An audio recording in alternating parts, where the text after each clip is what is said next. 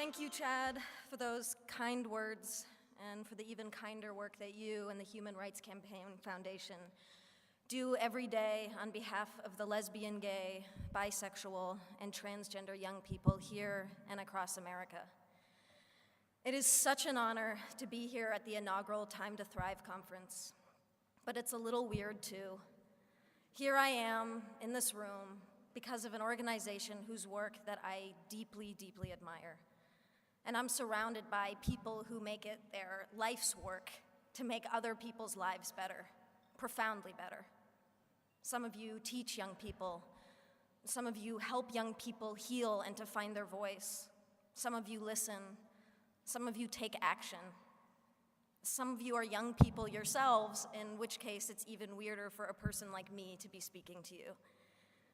It's weird because here I am, an actress representing, at least in some sense, an industry that places crushing standards on all of us. And not just young people, everyone. Standards of beauty, of a good life, of success. Standards that I hate to admit have affected me. You have ideas planted in your head, thoughts you never had before, that tell you how you have to act, how you have to dress, and who you have to be.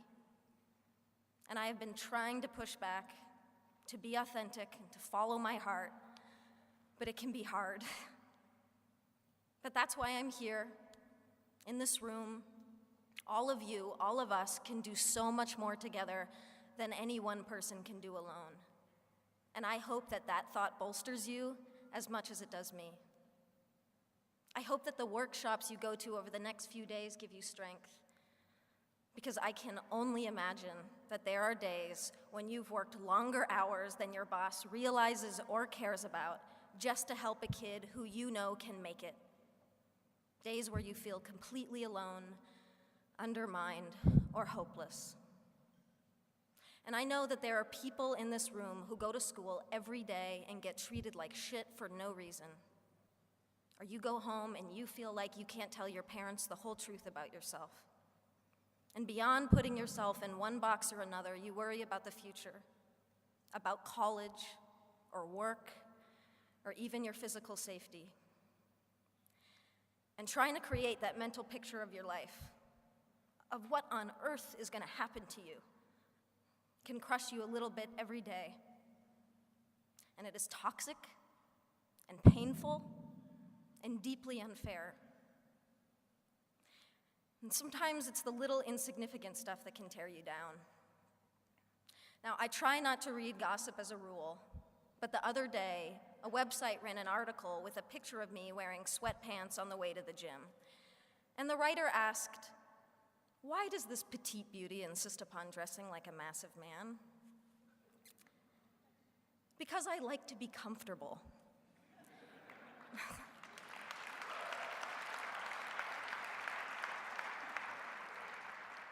There are pervasive stereotypes about masculinity and femininity that define how we're all supposed to act, dress, and speak, and they serve no one.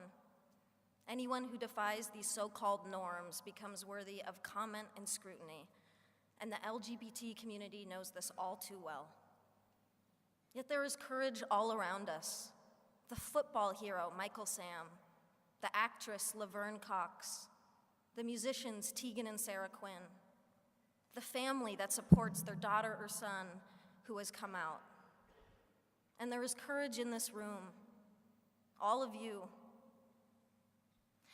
And I'm inspired to be in this room because every single one of you is here for the same reason.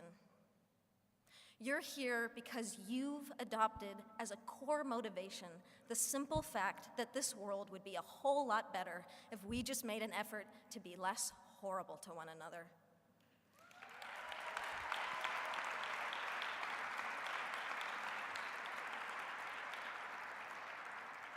If we took just 5 minutes to recognize each other's beauty instead of attacking each other for our differences, that's not hard. It's really an easier and better way to live. And ultimately, it saves lives. Then again, it can be the hardest thing, because loving other people starts with loving ourselves and accepting ourselves. And I know many of you have struggled with this, and I draw upon your strength and your support in ways that you will never know. And I am here today because I am gay. And because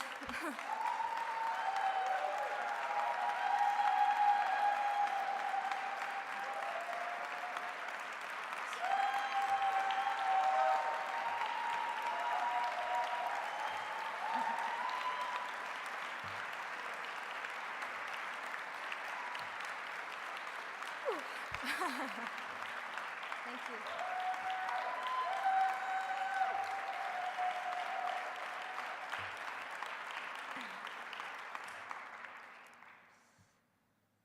And because maybe I can make a difference to help others have an easier and more hopeful time. Regardless, for me, I feel a personal obligation and a social responsibility.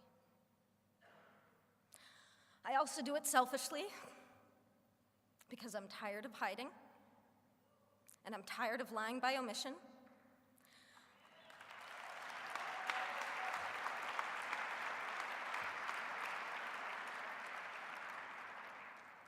I suffered for years because I was scared to be out.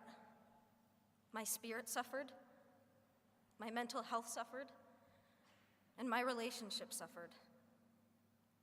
And I'm standing here today with all of you on the other side of that pain. And I am young, yes. But what I have learned is that love, the beauty of it, the joy of it, and yes, even the pain of it, is the most incredible gift to give and to receive as a human being. And we deserve to experience love fully, equally, without shame and without compromise. There are too many kids out there suffering from bullying, rejection, or simply being mistreated because of who they are. Too many dropouts, too much abuse, too many homeless, too many suicides. You can change that, and you are changing it. But you never needed me to tell you that. And that's why this was a little bit weird.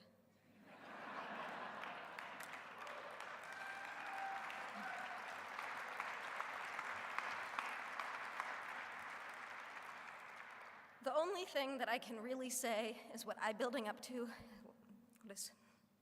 is what I have been building up to for the past 5 minutes.